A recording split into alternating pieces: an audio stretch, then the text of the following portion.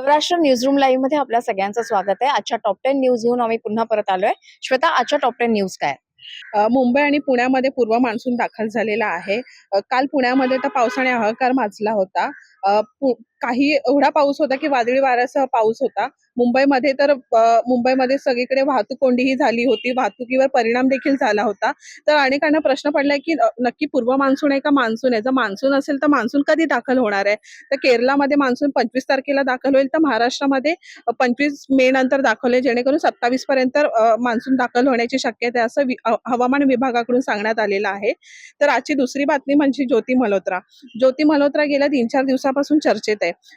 तिने अनेकदा पाकिस्तानमध्ये गुप्त हेरेगिरी केलेली अशी माहिती मिळत आहे। तर आज तिने स्वतःहून कबुली दिली की ती म्हणाले की हो, मीच पाकिस्तानच्या सूचनेनुसार त्यांना माहिती पुरवलेली आहे, असं ती आज ज्योती मल्होत्रा तिने समोरून कबुली दिली आहे।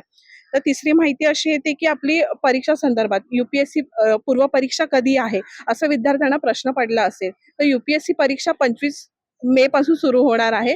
तसं वेळापत्रक देखील जाहीर झालेलं आहे आणि जर तुम्हाला परीक्षेचं वेळापत्रक जर पाहायचं असेल तर UPSCच्या गव्हर्नमेंट वेबसाईटवरती तुम्ही पाहू शकता। यानंतर सगळ्यात महत्त्वाची बातमी ती म्हणजे सध्या कान फेस्टिवल चालू आहे आणि सध्या जो एक फोटो व्हायरल होतोय रुची गुजरचा, तर रुची गुजरने ह्या वेळेला मोदीजींचा फोटो गळ्यामध्ये लावून एक नेकलेस तयार केलेला आहे आणि हा फोटो प्रचंड प्रमाणामध्ये व्हायरल होतोय। आणि याशिवाय सध्या जान्हवी आणि ईशान खट्टरही तितकेच व्हायरल होत आहेत, कारण त्यांचा जो चित्रपट येतोय त्यासाठी त्या दोघांनी केलेला लुक हा सध्या चर्चेत आहे, व्हायरल होतोय।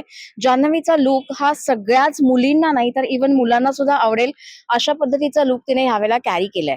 आज शेअर मार्केट बघायला गेलं तर सेन्सेक्स 473 अंकांनी वाढून तो 81,659 वर पोहोचलेला आहे। तर निफ्टी 151 अंकांनी वाढून 24,835 वरती पोहोचलेला आहे। त्याच संदर्भात शेअर मार्केटची दुसरी बातमी म्हणजे sales India buy China trend पुन्हा चर्चेत आलेला आहे। विदेशी गुंतवणूकदारांनी भारतीय शेअर बाजारातून एकाच दिवसात 10,116 कोटी रुपये काढलेले आहेत। चीनने हे पैसे काढलेले आहेत अशी माहिती मिळत आहे। आणि आता सगळ्यात महत्त्वाची आणि शेवटची बातमी ती म्हणजे करोना संदर्भात। गेल्या 2-3 दिवसांपासून जगभरात करोना वाढतोय आणि त्यामुळे आता प्रत्येकाने काळजी घ्यायला हवी आहे। सगळ्यात महत्त्वाची गोष्ट ती म्हणजे तुम्ही कुठूनही घरून बाहेर जा किंवा बाहेरून घरी जा, तुम्ही साधारणतः 20 सेकंद स्वच्छ हात धुणे प्रचंड गरजेचं आहे। याशिवाय तुम्हाला सर्दी, खोकला कोणतीही लक्षणं जाणवत असतील तर सगळ्यात प्रथम आपल्या डॉक्टरांना जाऊन भेट देणं गरजेचं आहे।